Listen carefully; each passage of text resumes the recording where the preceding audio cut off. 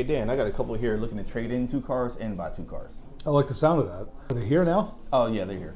Okay, and what about their cars? They only have one here with them, but they're both on the credit app. We're not off to a great start. Starting with him, we got a 554 score, some accounts and collections, and he's got a Capital One that he's 30 days past due on. I'm assuming that's one of the cars he's trading in. Yeah, it was.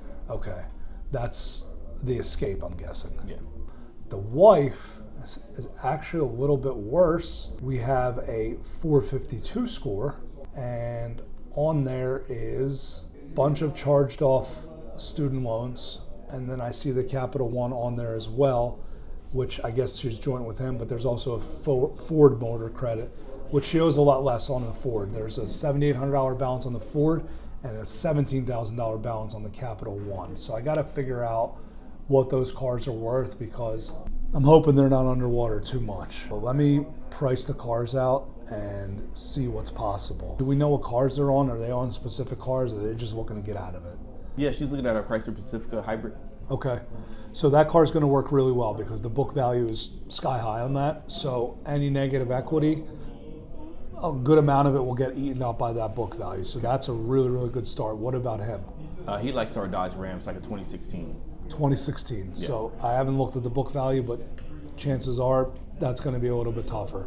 But let me structure something together. I got to see these cars, okay? Because first glance, they're upside down heavily. We're talking between the two, probably $15,000 to $18,000 in negative equity. It's almost impossible to do. I'm going to need to give them top dollar for these cars in order to make a deal work. In order for us to do this, I'd really like to see the car. I'd really like to appraise them and try to give them as much money as I can for them to make a deal work. Okay, I'll get them in. All right, cool. Hey Dan, a couple of those trading 2 vehicles, they're actually back in both trades. Okay, let me go take a look at them, see what we can do, and kind of figure it out, see if there's a deal here. It's a tough scenario, so I'm gonna go one at a time.